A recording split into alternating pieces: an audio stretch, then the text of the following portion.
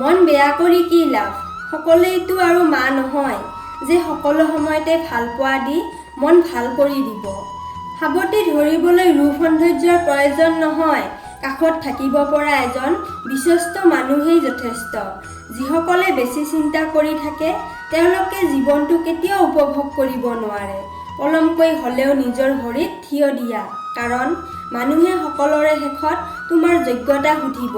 সঁচাকৈয়ে ভাগ্যটো অদ্ভুত, যাক পোৱাৰ কোনো সম্ভাৱনাই নাই, তাকে সকলোতকৈ বেছি ভাল পোৱাৰ মন। মানুহে কাষত অহাৰ সময়ত বঢ়াই দিয়ে হাত আৰু গুচি যোৱাৰ সময়ত দেখায় আজুহাত।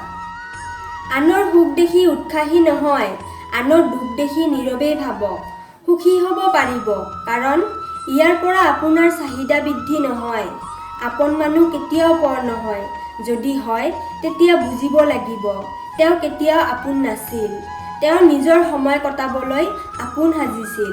মানুহক চিনিব শিকক, সকলো সময়তে সাৱধানে থাকক। যিজন মানুহ অন্যফালে চাই আপোনাৰ লগত কথা পাতে, নিঃসন্দেহে তেওঁ আপোনাক ভাল চকুৰে চাব নোৱাৰে। যিজন মানুহৰ কথাতকৈ চকুৰ মণি বেছি ঘূৰে, নিশ্চিত তেওঁ মনে মনে আন কিবা ভাবি থাকে।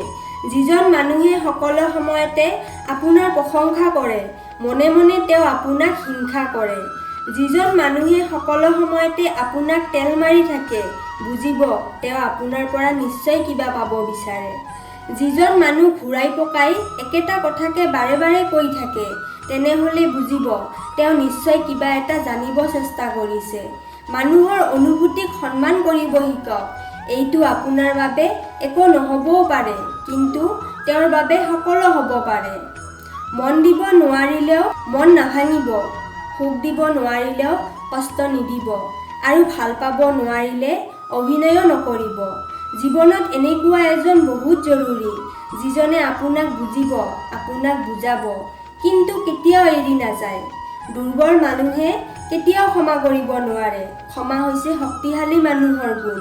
বৃক্ষৰ দৰে হওক, যিয়ে ৰ'দ বৰষুণ সহ্য কৰিও সকলোকে ফল ফুল আৰু ছাঁ দিয়ে।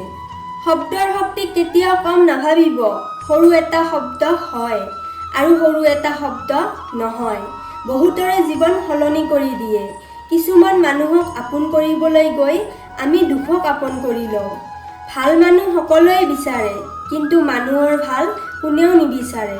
কোনেও দুৰ্বল নহয়, পৰিস্থিতিয়ে মানুহক দুৰ্বল বনাই দিয়ে, আৰু স্বাৰ্থপৰ মানুহ সেই দুৰ্বলতাৰ সুযোগ লৈ নিজকে বাঘ ভাবে।